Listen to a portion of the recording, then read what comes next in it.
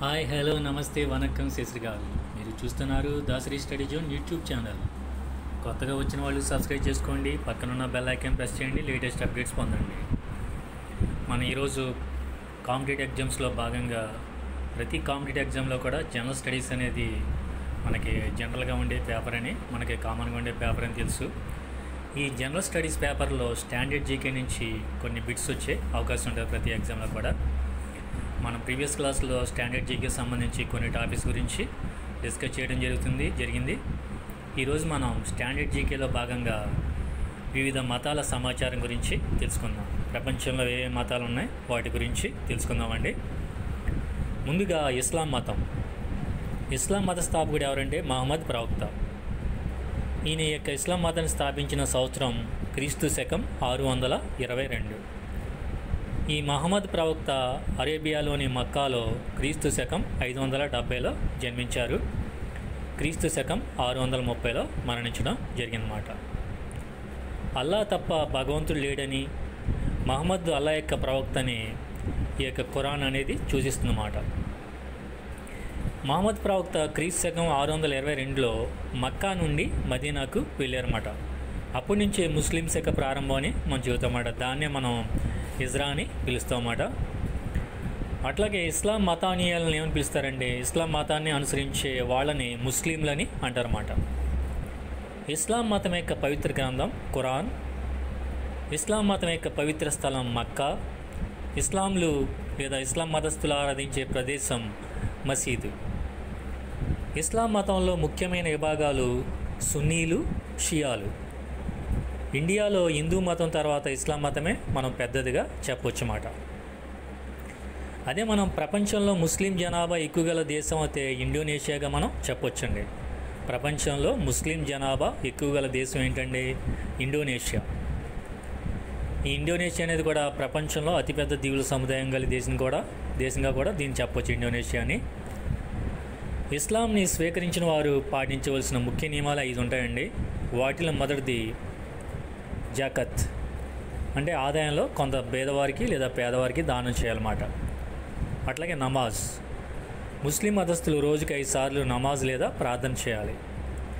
అట్లాగే రోజాలు, అంటే రంజాన్ నెల పొడుగునా కూడా రంజాన్ నెల అంతా కూడా ఉపవాసాలు చేయాలి. అట్లాగే ఆజ్ అంటే మక్కా, అంటే మక్కా యాత్ర చేయాలన్నమాట జీవితంలో ఒకసారైనా కూడా. అట్లాగే కల్మా, అంటే కల్మాను చదవాలి లేదా పఠించాలన్నమాట. ఇది ఇస్లాం మతం గురించి అండి. నెక్స్ట్ సిక్కు మతం. ఈ సిక్కు మతాన్ని స్థాపించింది గురునానక్. స్థాపించిన సంవత్సరం క్రీస్తు శకం 1500. సిక్కు మతస్థుల యొక్క పవిత్ర గ్రంథం గురు గ్రంథ సాహిబ్. దీనికి గల మరొక పేరు ఆది గ్రంథ్. సిక్కు మతస్థులు ఆరాధించే ప్రదేశం ఏంటంటే గురుద్వారా. ఈ యొక్క సిక్కు మతం ప్రాచుర్యంలో ఉన్న ప్రదేశం భారతదేశం. సిక్ అనగా పంజాబీ భాషలో ఏంటంటే శిష్యుడు అని అర్థం మాట. గురునానక్ యొక్క శిష్యుల్ని సిక్కులు అంటారు. నెక్స్ట్ క్రైస్తవ మతం అండి. స్థాపకుడు యేసుక్రీస్తు. పవిత్ర స్థలం జెరూసలేం. క్రైస్తవ మతస్థుల యొక్క పవిత్ర గ్రంథం బైబిల్. ఆరాధించే ప్రదేశం చర్చ్. ఇంగ్లాండ్ను పాలించిన మొదటి జేమ్స్ కాలంలో బైబిల్ అనేది ఇంగ్లీష్ భాషలోకి అనువదించబడింది. ఈ యొక్క ఇంగ్లీష్ భాషలోకి అనువదించిన వాడు ఎవరంటే విక్లిఫ్. ప్రింటింగ్ ప్రెస్ను కనుగొన్న తర్వాత మొదటిసారి ముద్రించబడిన గ్రంథం కూడా మనం బైబిల్గా చెప్పొచ్చు మాట. బైబిల్ని గ్రీకు భాషలో బిబ్లాస్ అంటారు. క్రైస్తవ మత ప్రధాన కేంద్రం ప్రపంచవ్యాప్తంగా వాటికన్ సిటీ. ఇది ఇటలీలోని ఒక చిన్న నగరం కాబట్టి దీన్నే ప్రత్యేకమైన దేశంగా కూడా చెబుతారు. ప్రపంచంలో అధిక ప్రజలు క్రైస్తవ మతాన్ని అనుసరిస్తున్నారన్నమాట. అంటే ప్రపంచంలో క్రైస్తవ మతానికి పెద్ద ఎవరంటే ఈ యొక్క వాటికన్ సిటీలో ఉన్న పోప్ మాట. ముఖ్యమైన విభాగాలు ఏంటంటే క్రైస్తవ మతంలో క్యాథలిక్లు, ప్రొటెస్టెంట్లు. ప్రపంచంలో అత్యంత విరివిగా పంపిణీ చేయబడుతున్న, చదువుతున్న, అమ్ముడుపోతున్న గ్రంథంగా గిన్నీస్ రికార్డులోకి ఎక్కిన గ్రంథం కూడా క్రైస్తవ మతస్థుల యొక్క పవిత్ర గ్రంథమైన బైబిల్. నెక్స్ట్ హిందూ మతం. హిందువులు ఆరాధించే ప్రదేశం దేవాలయం లేదా గుడి. హిందూ మతస్థుల యొక్క పవిత్ర గ్రంథం భగవద్గీత. అట్లాగే వేదాలు, ఉపనిషత్తులు, మహాభారత, రామాయణ ఇతిహాసాలు కూడా హిందువులకు ముఖ్య గ్రంథాలుగానే మనం చదువుతామన్నమాట. కాకపోతే పవిత్ర గ్రంథం అంటే మొదటగా మనం చెప్పేది భగవద్గీత. భారతదేశంలో అధిక ప్రజలు హిందూ మతాన్ని అనుసరిస్తున్నారన్నమాట. ప్రపంచంలో అతి పురాతన మతం ఏది అని మనల్ని అడిగితే హిందూ మతం అని మనం టిక్ చేయాలండి. ప్రపంచంలో అతి పురాతన మతం ఏంటంటే హిందూ మతం. అట్లాగే జుడాయిజం లేదా యూదు మతం నెక్స్ట్ది. దీని యొక్క స్థాపకుడు మోసెస్. క్రీస్తు పూర్వం 1300లో ఈ యొక్క యూదు మతాన్ని లేదా జుడాయిజాన్ని మోసెస్ స్థాపించారు. జుడాయిజం యొక్క పవిత్ర గ్రంథం ఏంటంటే హిల్స్, తోరాపై వ్యాఖ్యానాలైన తల్ముద్ మరియు మీద్రాష్. జుడాయిజం యొక్క పవిత్ర స్థలం జెరూసలేం. జుడాయిజం మతస్థులు ఆరాధించే ప్రదేశం సినగాగ్. నెక్స్ట్ కాన్ఫ్యూషియనిజం. దీని యొక్క స్థాపకుడు కాన్ఫ్యూషియస్. ఇతని గల మరో పేరు కుంగ్ పుటూష్. ఈ యొక్క కాన్ఫ్యూషియనిజం పవిత్ర గ్రంథం అనలెక్స్. పవిత్ర స్థలం బీజింగ్. కాన్ఫ్యూషియస్ ముఖ్య సిద్ధాంతాలు ఏంటంటే పంచజింగ్ అనే గ్రంథంలో ఉన్నాయన్నమాట. అట్లాగే మరొక మతం తావోయిజం. ఈ కాన్ఫ్యూషియనిజం మతం అనేది చైనాలో ఉందండి. ఇప్పుడు చెప్పుకునే తావోయిజం మతం కూడా చైనాలోనే ఉన్నాయన్నమాట. తావోయిజం యొక్క మతం స్థాపకుడు ఎవరంటే లావో ట్సే అనే చైనా తత్వవేత్త. ఈ యొక్క తావోయిజం యొక్క పవిత్ర గ్రంథం తావో టీ చింగ్. అదే కాన్ఫ్యూషియనిజం యొక్క మా పవిత్ర గ్రంథం ఏమని చెప్పామండి అనలెక్స్. నెక్స్ట్ జొరాస్ట్రియన్ మతం లేదా పార్సీ మతం. ఇది ప్రజెంట్ ఇరాన్ దేశంలో ఉందండి. ఇరాన్ యొక్క పాత పేరు పర్షియా. ఈ యొక్క జొరాస్ట్రియన్ లేదా పార్సీ మతం యొక్క స్థాపకుడు ఎవరంటే జొరాస్టర్. పవిత్ర గ్రంథం జెన్ అవెస్తా. ఈ యొక్క జొరాస్ట్రియన్ మతస్థుల యొక్క ఆరాధించే ప్రదేశం అగ్ని దేవాలయం. ఈ మతం ప్రాచుర్యంలో ఉన్న ప్రదేశాలు లేదా దేశాలు ఇరాన్, భారతదేశం. మనం ఒక విషయం గమనించాలండి. యూదులకు, క్రైస్తవులకు, మహమ్మదీయులకు పవిత్రమైన ఆసియా ఖండంలో గల నగరం ఏంటంటే జెరూసలేం. ఇది ఇజ్రాయెల్ దేశంలో ఉందండి. ఇది చాలా ఇంపార్టెంట్ బిట్ అండి. యూదులకు, క్రైస్తవులకు, మహమ్మదీయులకు పవిత్రమైన ఆసియా ఖండంలో నగరం ఏంటంటే జెరూసలేం. ఇది ఇజ్రాయెల్ దేశంలో ఉంది. మనం కాంపిటేటివ్ ఎగ్జామ్స్లో స్టాండర్డ్ జీకేలో మరొక ముఖ్యమైన టాపిక్ ఏంటంటే రెవల్యూషన్స్ అంటే సాధారణమైన విప్లవాలు. వీటి గురించి చూద్దామండి. ముందుగా హరిత విప్లవం. దీన్నే ఆంగ్లంలో గ్రీన్ రెవల్యూషన్ అంటారు. ఈ యొక్క హరిత విప్లవం అనేది ఆహార ధాన్యాల ఉత్పత్తికి సంబంధించిందన్నమాట. మన ఈ యొక్క హరిత విప్లవం అనే పదాన్ని మొదట ఉపయోగించిన వ్యక్తి ఎవరంటే డాక్టర్ విలియం ఎస్ గాండ్. హరిత విప్లవం అనే పదాన్ని మొదట ఉపయోగించిన వ్యక్తి ఎవరంటే డాక్టర్ విలియం ఎస్ గాండ్. ఈయన అమెరికా శాస్త్రవేత్త. అట్లాగే హరిత విప్లవానికి ఆద్యుడు ఎవరంటే నార్మన్ బోర్లాంగ్ లేదా who was the father of the green revolution అంటే నార్మన్ బోర్లాంగ్ హరిత విప్లవానికి ఆద్యుడు లేదా పితామహుడు. అదే మన భారతదేశంలో హరిత విప్లవ పిత లేదా భారత హరిత విప్లవ పిత ఎవరంటే MS Swaminathan. Who was the father of the Indian green revolution అంటే ఎంఎస్ స్వామినాథన్. భారత హరిత విప్లవ పిత ఎంఎస్ స్వామినాథన్. మొదట వరి, గోధుమ పంటలతో ప్రారంభమైన హరిత విప్లవం అనేది అనంతరం అనేక పంటలకు విస్తరింపజేశారన్నమాట. మనకి కాంపిటేటివ్ ఎగ్జామ్స్లో ఎట్లా అడుగుతారంటే భారతదేశంలో హరిత విప్లవ పితామహుడు ఎవరంటే ఎంఎస్ స్వామినాథన్ మనం టిక్ చేయాలి. అట్లాగే కాంపిటేటివ్ ఎగ్జామ్స్లో మరొక రకంగా అడిగి పెట్టి ఏంటంటే హరిత విప్లవం అధికంగా ప్రభావం చూపిన పంట ఏంటంటే గోధుమ పంట అండి. గోధుమ పంట మీద అధికంగా ప్రభావం చూపించింది. వేరే మనం రెవల్యూషన్స్ వస్తే శ్వేత విప్లవం, దీన్ని వైట్ రెవల్యూషన్ అంటారు ఆంగ్లంలో, పాల ఉత్పత్తికి సంబంధించిందన్నమాట. ఈ యొక్క వైట్ రెవల్యూషన్ లేదా శ్వేత విప్లవానికి ఆద్యుడు ఎవరంటే Varghese Kurien. Was the father of the white revolution అంటే మనం వర్గీస్ కురియన్ అని టిక్ చేయాలండి. అట్లాగే ఎల్లో రెవల్యూషన్, దీన్నే పసుపు విప్లవం అంటారన్నమాట. ఇది నూనె గింజల ఉత్పత్తికి సంబంధించిందన్నమాట. అట్లాగే బంగారు విప్లవం, దీన్ని గోల్డెన్ రెవల్యూషన్ అంటారు. ఇది ఉద్యానవన పంటలు అంటే పండ్లు, కూరగాయలకు సంబంధించిన విప్లవం అన్నమాట. అట్లాగే వెండి విప్లవం, దీన్ని ఆంగ్లంలో సిల్వర్ రెవల్యూషన్ అంటారు. ఇది గుడ్లు, కోళ్ల ఉత్పత్తులకు సంబంధించిన విప్లవం అన్నమాట. అట్లాగే గుండ్రటి విప్లవం, దీన్ని ఆంగ్లంలో రౌండ్ రెవల్యూషన్ అంటారు. ఇది బంగాళదుంపల ఉత్పత్తికి సంబంధించిన విప్లవం. అట్లాగే నీలి విప్లవం, దీని ఆంగ్లంలో బ్లూ రెవల్యూషన్ అంటారు. ఇది చేపలు, మత్స్య ఉత్పత్తులకు సంబంధించిన విప్లవం. మనకి కాంపిటేటివ్ ఎగ్జామ్స్లో ఎట్లా అడుగుతారంటే పాల ఉత్పత్తికి సంబంధించిన విప్లవం పేరు. అప్పుడు మనం శ్వేత విప్లవాన్ని టిక్ చేయాలన్నమాట.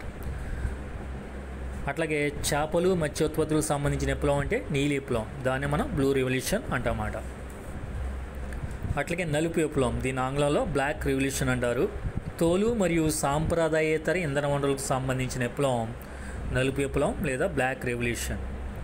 అట్లాగే బూడిద విప్లవం, దీన్ని ఆంగ్లంలో గ్రే రెవల్యూషన్ అంటారు. ఇది ఎరువుల ఉత్పత్తికి సంబంధించిన విప్లవం. అట్లాగే బ్రౌన్ రెవల్యూషన్, ఇది తోళ్ల పరిశ్రమ అభివృద్ధికి సంబంధించిన విప్లవం. బ్రౌన్ రెవల్యూషన్ తోళ్ల పరిశ్రమ అభివృద్ధికి సంబంధించిన విప్లవం. అట్లాగే గులాబీ విప్లవం లేదా పింక్ రెవల్యూషన్, ఇది ఫార్మాస్యూటికల్ ఉత్పత్తుల అభివృద్ధికి సంబంధించిన విప్లవం. నెక్స్ట్ గ్రే రెవల్యూషన్, ఇది ఎరువుల ఉత్పత్తికి సంబంధించిన విప్లవం. అట్లాగే నెక్స్ట్ రెడ్ రెవల్యూషన్, ఇది మాంసం టమాటో ఉత్పత్తికి సంబంధించిన విప్లవం. అట్లాగే మనకి కాంపిటేటివ్ ఎగ్జామ్స్లో ఏంటి సమానమైన విలువలను తెలిపే రేఖలని జాగ్రఫికల్గా ఒక టాపిక్ ఉంటుందండి, అది కూడా మనం చూద్దాం. ఇప్పుడు సమానమైన విలువలను తెలిపే రేఖలు. ఐసోలైన్స్ అంటే ఏంటంటే ఒక విషయం లేదా వస్తువు విలువ ఒకే విధంగా ఉందని చూపే రేఖని ఐసోలైన్స్ అంటారన్నమాట. అట్లాగే ఐసోనోయల్ అంటే మానచిత్రాల మీద నిరంతర విలువను చూపే రేఖ ఏదైనా కూడా ఐసోనోయల్గా మనం చెప్పొచ్చు. అట్లాగే ఐసోబార్స్ సమానమైన పీడనానికి చెందిన రేఖల్ని ఐసోబార్స్ అంటారు. అట్లాగే ఐసోబాతులు అంటే సముద్రంలో సమానమైన లోతును చూపే రేఖల్ని ఐసోబాతులు అంటారన్నమాట. సముద్రంలో సమానమైన లోతును చూపే రేఖలు ఏంటంటే ఐసోబాతులు. ఐసోబార్స్ అంటే సమానమైన పీడనానికి చెందిన రేఖలు. అట్లాగే ఐసోబ్రాంట్లు అంటే ఒకే సమయంలో వడగండ్ల వానను ఎదుర్కొనే ప్రాంతాలను కలిపే రేఖల్ని ఐసోబ్రాంట్లు అంటారు. అట్లాగే ఐసోహలైన్లు అంటే లవణీయతకు సంబంధించిన సమమాన రేఖల్ని ఐసోహలైన్స్ అంటారు. అట్లాగే ఐసోహెల్స్ సమానమైన సూర్యకాంతి గల సమమాన రేఖల్ని ఐసోహెల్స్ అంటారు. అట్లాగే ఐసోహైడ్స్ వర్షపాతానికి సంబంధించిన సమమాన రేఖలని ఈ యొక్క ఐసోహైడ్స్ అంటారు. అట్లాగే ఐసోహైప్లు అంటే సముద్ర మట్టానికి పైన ఎత్తుకు సంబంధించిన సమాన రేఖని ఐసోహైప్లు అంటారు. అట్లాగే ఐసోనిప్ సమాన సాంద్రత గల మేఘాలను చూపే రేఖల్ని ఐసోనిప్ అంటారు. అట్లాగే ఐసోరైములు సమానమైన తుహినం గల రేఖల్ని ఐసోరైములు అంటారన్నమాట. సమానమైన తుహీనం గల రేఖల్ని లేదా మంచు గల రేఖల్ని ఐసోరైములు అంటారు. అట్లాగే ఐసోసిస్మల్ అంటే సమానమైన భూకంప కార్యకలాపం గల రేఖల్ని మనం ఐసోసిస్మల్ అంటారన్నమాట. ఐసోసిస్మల్ అంటే సమానమైన భూకంప కార్యకలాపం గల రేఖలు. అట్లాగే ఐసోహెల్త్ అంటే సమాన సూర్యకాంతి గల ప్రదేశాలను కలిపే రేఖని ఐసోహెల్త్ అంటారు. అట్లాగే మన భారతదేశంలో ఉన్న వైద్య పరిశోధన కేంద్రాలు ఏంటి, ఇది కూడా స్టాండర్డ్ జీకేలో ఇంపార్టెంట్ టాపిక్ అండి. All India institute of medical science AIIMS అంటారు, ఇది న్యూఢిల్లీలో ఉంది. అట్లాగే కలరా రీసెర్చ్ ఇన్స్టిట్యూట్, ఇది కోల్కతాలో ఉంది. అట్లాగే ICMR Indian council of medical research, ఇది న్యూఢిల్లీలో ఉంది. అట్లాగే నేషనల్ ఇన్స్టిట్యూషన్ ఆఫ్ న్యూట్రిషన్ జాతీయ పోషకాహార సంస్థ, ఇది హైదరాబాద్లో ఉంది. అట్లాగే నేషనల్ ఇన్స్టిట్యూట్ ఆఫ్ వైరాలజీ, ఇది మహారాష్ట్రలోని పూణేలో ఉంది. అట్లాగే ట్యూబర్క్యులోసిస్ రీసెర్చ్ సెంటర్, ఇది చెన్నైలో ఉంది. అట్లాగే ఇండియన్ క్యాన్సర్ రీసెర్చ్ సెంటర్, ఇది ముంబైలో ఉంది. అట్లాగే నేషనల్ ట్యూబర్క్యులోసిస్ ఇన్స్టిట్యూట్, ఇది న్యూఢిల్లీలో ఉంది. అట్లాగే బోస్ రీసెర్చ్ ఇన్స్టిట్యూట్, ఇది కోల్కతాలో ఉంది. అట్లాగే Mahatma Gandhi institute of medical science, ఇది మహారాష్ట్రలోని వార్ధాలో ఉంది. అట్లాగే ఇన్స్టిట్యూట్ ఆఫ్ ఇమ్యునాలజీ, ఇది న్యూఢిల్లీలో ఉంది. నెక్స్ట్ మనం జీవశాస్త్ర పరిశోధనా సంస్థలు ఎక్కడ ఉన్నాయో చూస్తే భారతదేశంలో పారిశ్రామిక విష పదార్థాల పరిశోధనా సంస్థ, ఇది ఉత్తరప్రదేశ్ రాజధాని అయిన లక్నోలో ఉంది. అట్లాగే centre for cellular and molecular biology సింబ్, ఇది ఎక్కడుందంటే హైదరాబాద్లో ఉంది. అట్లాగే నేషనల్ బొటానికల్ రీసెర్చ్ ఇన్స్టిట్యూట్, ఇది ఉత్తరప్రదేశ్ రాష్ట్ర రాజధాని అయిన లక్నో నగరంలో ఉంది. అట్లాగే international centre for genetic engineering and biotechnology, ఇది భారతదేశ రాజధాని అయిన న్యూఢిల్లీలో ఉంది. అట్లాగే centre for DNA finger printing and diagnostics, ఇది హైదరాబాద్లో ఉందండి. నెక్స్ట్ మనకి వేరే చూస్తే మనం వ్యవసాయ పరిశోధనా సంస్థలు ఎక్కడున్నాయని చూస్తే మనం కేంద్ర పత్తి పరిశోధనా సంస్థ ఎక్కడుందంటే నాగపూర్లో ఉంది, మహారాష్ట్రలోని నాగపూర్లో. అట్లాగే భారత వ్యవసాయ పరిశోధనా మండలి, ఇది న్యూఢిల్లీలో ఉంది. అట్లాగే జాతీయ పాడి పరిశోధనా సంస్థ హర్యానాలోని కర్నల్లో ఉంది. అట్లాగే central rubber crops research Institute, ఇది తిరువనంతపురంలో ఉంది లేదా త్రివేంద్రంలో ఉంది. ఇది కేరళ రాష్ట్రం యొక్క రాజధాని. అట్లాగే జాతీయ వేరుశెనగ పరిశోధనా సంస్థ గుజరాత్లోని జునాగఢ్లో ఉంది. అట్లాగే జాతీయ ఉద్యానవన పరిశోధనా సంస్థ బెంగళూరులో ఉంది. అట్లాగే కేంద్ర సముద్ర చేపల పరిశోధనా సంస్థ కేరళలోని కొచ్చిలో ఉంది. అట్లాగే భారత చెరకు పరిశోధనా సంస్థ ఉత్తరప్రదేశ్ రాష్ట్ర రాజధాని అయిన లక్నో నగరంలో ఉంది. అట్లాగే సెంట్రల్ కోకోనట్ రీసెర్చ్ ఇన్స్టిట్యూట్, ఇది కేరళలోని కాసర్గఢ్లో ఉంది. అట్లాగే రసాయనిక పరిశోధనా సంస్థలు ఏమున్నాయనేది గమనిస్తే భారతదేశంలో కేంద్ర ఆహార సాంకేతిక పరిశోధనా సంస్థ మైసూర్లో ఉంది, ఇది కర్ణాటకలో ఉంది. అట్లాగే సెంట్రల్ డ్రగ్ రీసెర్చ్ ఇన్స్టిట్యూట్, ఇది ఉత్తరప్రదేశ్ రాష్ట్ర రాజధాని అయిన లక్నో నగరంలో ఉంది. అట్లాగే కేంద్ర తోళ్ల పరిశోధనా సంస్థ చెన్నైలో ఉంది, అంటే సెంట్రల్ లెదర్ రీసెర్చ్ ఇన్స్టిట్యూట్. అట్లాగే ఇండియన్ ఇన్స్టిట్యూట్ ఆఫ్ పెట్రోలియం, ఇది డెహ్రాడూన్లో ఉంది. అట్లాగే కేంద్ర లవణ మరియు సముద్ర రసాయన పరిశోధనా సంస్థ, ఇది గుజరాత్లోని భావనగర్లో ఉంది. నెక్స్ట్ మనకి ఇంజనీరింగ్ పరిశోధనా సంస్థలు సెంట్రల్ రోడ్ రీసెర్చ్ ఇన్స్టిట్యూట్, ఇది న్యూఢిల్లీలో ఉంది. అట్లాగే సెంట్రల్ మైనింగ్ రీసెర్చ్ స్టేషన్, ఇది ధన్బాద్లో ఉంది. అట్లాగే Birla Institute of Scientific Research, ఇది హైదరాబాద్లో ఉంది. అట్లాగే Birla Institute of Technology and Science, ఇది రాజస్థాన్లోని పిలానీలో ఉంది. మన ఇతర సంస్థల్లో ముఖ్యమైనవి చూస్తే Sardar Vallabhbhai Patel National Police Academy, IPS వాళ్ళకి శిక్షణా కేంద్రం అండి, ఇది హైదరాబాద్లో ఉంది. అట్లాగే Lal Bahadur Shastri National Academy of Administration, ఇది ముస్సూరిలో ఉంది. ఇది ఇక్కడ ఐఏఎస్ ఆఫీసర్లకి ట్రైనింగ్ ఇవ్వడం జరుగుతుంది. అట్లాగే Netaji Subhash national institute of sports, ఇది పంజాబ్లోని పాటియాలాలో ఉంది. అట్లాగే Lakshmibai national college of physical education, ఇది మధ్యప్రదేశ్లోని గ్వాలియర్లో ఉంది. అట్లాగే national institute of rural development జాతీయ గ్రామీణాభివృద్ధి సంస్థ, ఇది ఇంపార్టెంట్ అండి, హైదరాబాద్లో ఉంది. అట్లాగే Indian Institute of public administration న్యూఢిల్లీలో ఉంది. అట్లాగే film and television institute of India పూణేలో ఉంది. అట్లాగే central institute of English and foreign languages, ఇది హైదరాబాద్లో ఉంది. అట్లాగే central institute of Indian languages మైసూర్లో ఉంది, కర్ణాటకలోని మైసూర్. అట్లాగే హిమాలయన్ మౌంటైనరింగ్ ఇన్స్టిట్యూట్, ఇది డార్జిలింగ్లో ఉంది, పశ్చిమ బెంగాల్ రాష్ట్రంలోని డార్జిలింగ్లో ఉంది. అట్లాగే నేషనల్ డైరీ డెవలప్మెంట్ బోర్డ్, ఇది గుజరాత్లోని ఆనంద్లో ఉంది. అట్లా ఇండియన్ సెక్యూరిటీ ప్రెస్, ఇది మహారాష్ట్రలోని నాసిక్లో ఉంది. అట్లాగే షుగర్ క్రేన్ బ్రీడింగ్ ఇన్స్టిట్యూట్, ఇది తమిళనాడులోని కోయంబత్తూరులో ఉంది.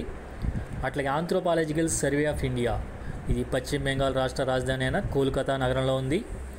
అట్లా హిందుస్థాన్ జింక్ లిమిటెడ్, ఇది రాజస్థాన్లోని ఉదయపూర్ నగరంలో ఉంది. అట్లాగే Sardar Vallabhbhai Patel Institute of Textile Management, ఇది తమిళనాడులోని కోయంబత్తూర్ నగరంలో ఉంది. అట్లాగే Central Inland Fishers Research Institute, ఇది పశ్చిమ బెంగాల్లోని బారక్పూర్లో ఉంది. అట్లాగే సెంట్రల్ ఇన్స్టిట్యూట్ ఆఫ్ హిందీ, ఇది న్యూఢిల్లీలో ఉంది. అట్లాగే international crop research institute for semi arid tropics ICRISAT, ఇది ఇంపార్టెంట్ అండి, ఇది హైదరాబాద్లో ఉంది. ICRISAT international crop research institute for semi arid tropics హైదరాబాద్లో ఉంది ఇక్రిసాట్ ప్రధాన కేంద్రం. అట్లాగే Bharat heavy electricals limited bell, BHEL bell, ఇది హైదరాబాద్లో ఉందండి. అట్లాగే నేషనల్ ఏరోనాటికల్ ల్యాబొరేటరీ నాల్ బెంగళూరులో ఉంది. అట్లాగే national council for teacher education న్యూఢిల్లీలో ఉంది. అట్లాగే నేషనల్ ఇన్స్టిట్యూట్ ఆఫ్ హోమియోపతి కోల్కతాలో ఉంది. అట్లాగే Netaji Subhash national institute of sports Patiala పంజాబ్లో ఉంది. రామన్ రీసెర్చ్ ఇన్స్టిట్యూట్ RRI బెంగళూరులో ఉంది. Satyajit Ray film and television institute కోల్కతాలో ఉంది. అట్లాగే జులాజికల్ సర్వే ఆఫ్ ఇండియా కోల్కతాలో ఉంది. అట్లాగే హిందుస్థాన్ యాంటీబయాటిక్స్ లిమిటెడ్ పింప్రి పూణే మహారాష్ట్రలో ఉంది. అట్లాగే ఇండియన్ ఇన్స్టిట్యూట్ ఆఫ్ ఆస్ట్రోఫిజిక్స్ బెంగళూరులో ఉంది. అట్లాగే ఇండియన్ ఇన్స్టిట్యూట్ ఆఫ్ జియోమాగ్నెటిజం ముంబైలో ఉంది. అట్లాగే ఇండియన్ సైన్స్ కాంగ్రెస్ అసోసియేషన్ కోల్కతాలో ఉంది. అట్లాగే ఇన్స్టిట్యూట్ ఫర్ ప్లాస్మా రీసెర్చ్ గాంధీనగర్లో ఉంది. అట్లాగే ఇండియన్ అకాడమీ ఆఫ్ సైన్సెస్ బెంగళూరులో ఉంది. అట్లాగే SN Bose Subhash Chandra Bose Subhash Chandrabose National Centre for Basic Sciences కోల్కతాలో ఉంది. Subhash Chandrabose National Centre for Basic Sciences కోల్కతాలో ఉంది. Jawaharlal Nehru Centre for Advanced Scientific Research బెంగళూరులో ఉంది. Jawaharlal Nehru Centre for Advanced Scientific Research బెంగళూరులో ఉంది. అట్లాగే Indian Institute of Tropical Meteorology పూణేలో ఉంది. Indian Institute of Tropical Meteorology పూణేలో ఉంది. ఓకే, ఈరోజు ఈ యొక్క టాపిక్స్ని చాలా జాగ్రత్తగా చదివితే మనం స్టాండర్డ్ జీకేలో ఎక్కువ మార్క్స్ని స్కోర్ చేసే అవకాశం ఉంటుందండి. ఓకే, నా ఛానల్ని ఎంతగా ఆదరిస్తూ అభిమానిస్తూ నాకు ఇస్తున్న సపోర్ట్ని నేను ఎప్పటికీ మరవలేను. నా